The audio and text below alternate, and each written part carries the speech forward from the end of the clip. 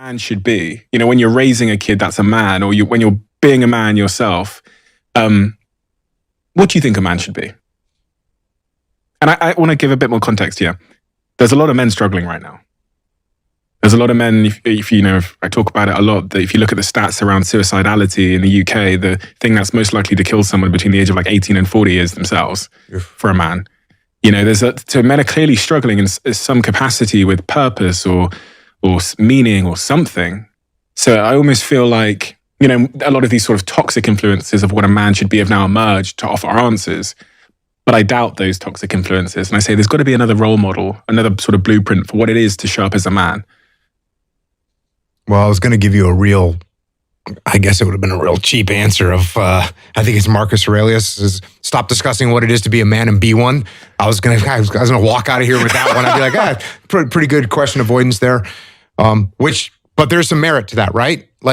And I was almost thinking do we really not know? Do we really not know what it is to be a good man? And I would go so far as to say to be a good human being, right? Because when a few years ago there was these discussions going around about toxic masculinity, right? And you take these traditional masculine traits and people were saying this is toxic masculinity and they're bad.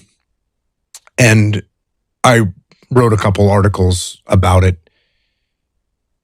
If you take any trait of a human being and you take it to an extreme, masculine or feminine or otherwise, you take it to an extreme, it's going to be a problem. It doesn't matter what it is. So if you take even a really positive trait like generosity, if you're a super generous person, that's wonderful. Is it possible to be too generous? Well, yes, it is. Now you're getting taken advantage of, and now you end up in an abusive relationship. There's all kinds of problems that can happen. So when we talk about masculine traits and what's a man, well, what are some of the traditional masculine traits? To be competitive. Now, is it bad to be hyper competitive where you screw people over and you hurt your health because you want to win in this particular category? Is that bad? Yes, it is. Does that mean we have people that are not competitive at all and they don't care if they win or lose? No, that's not good either. So that's one trait. What's another good aggression? Aggression is a masculine trait. Is it good if I'm walking into a restaurant pushing the hostess out of my way? Of course, that's terrible. It's terrible. Is it good if you and I are working together and I say, hey, shut up and do what I said? Is that good? No, it's not good. So can you take aggression too far? Yes, you absolutely can. Can you get to a point where you're not even asserting yourself at all and you're getting what? Yes, you can. Is that good? No, that's not good either. So there's a bunch of traits that we could run through that are considered traditional masculine traits. And if you take any of those traits and you take them to an extreme, they're going to be bad. Stoicism, right? Being stoic, being unemotional. Is it good to have no emotions whatsoever? No, that's called a sociopath, right? Is that good? No. Is it good, like I was talking about earlier, to let your emotions run your life and make your decisions based on your emotions? No, that's not good either. What do we want to be as a human, as a man? Want to be balanced. Want to be balanced. You don't want to be extreme in any direction. Even when you ask me oh, Jocko, what are you undisciplined on? I told you chocolate chip cookies. I could have also said, sometimes I like to eat mint chocolate chip milkshakes. Sometimes I get lazy to work out. I'm like, you know what? I freaking warmed up and this sucks and I'm leaving. Sometimes I was going to write something and now I didn't write anything. I was supposed to write 1,000 words today. I didn't write any. And guess what? I didn't write any tomorrow. I'm a slacker. So if I was so disciplined that, my wife was like, hey, I'd like to go out for dinner. I was like, no, I still got to write my 1,000 words. Is that good? No, it's not good. So any characteristic, if we take it to extreme, it's going to be a problem. And so we as people should be balanced.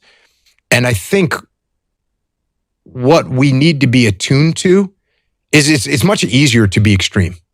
It's much easier to be extreme. It's much easier to say, oh, no emotions, cool, and turn them off. That's easier than, or total emotion mayhem, that's easier. It's harder to find balance. It's harder to find balance in business. It's harder to find balance in life. It's hard to find balance. And what we have to do is we have to be attuned to the feedback that we're getting. We have to be attuned to the feedback that we're getting. So if we're talking to our wife and she says, you're not going to be home for dinner again tonight for the 9th night in a row that you're going to stay late at work. Okay. You need to be paying attention enough to say, oh yeah, guess what? I'm a little too focused on work right now. And then the other end of that spectrum is my boss says, hey, Jocko, wait, you're leaving early again? Well, it's wrestling season. My daughter's got a wrestling match, so I'm going to leave. Okay, I need to be attuned enough to say, yeah, if I focus 100% on my job, I'm going to lose my family. If I focus 100% on my family, I'm going to lose my job. We as humans are supposed to be balanced. And by the way, there's going to be some things that we don't control. Somebody asked me the other day, what did I learn about myself from the highs and lows of my life? The highest point of my life and the lowest point of my life. What did I learn about myself? And I said, I learned that I don't let the highs and the lows affect me too much. Because we're going to have wins, we're going to have losses. We're going to have successes, we're going to have failures. We're going to have good nights, we're going to have bad nights. We're going to have good relationships, we're going to have bad relationships. We're going to have good ideas and bad ideas. We're going to make money, we're going to lose money. All these things are going to happen.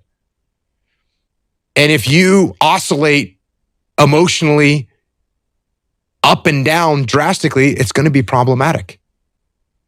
So finding a good, stable, centered way to be and look at the world and take everything that you see with a little bit of a grain of salt and don't get swayed too drastically in one direction or the other, you're going to be okay.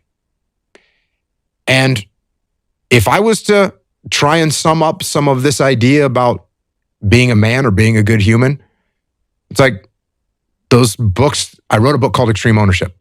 That number one, take responsibility for what you're doing. Take ownership of your world. Take ownership of your life. There's number one. Number two, the second book, Dichotomy of Leadership. Be balanced.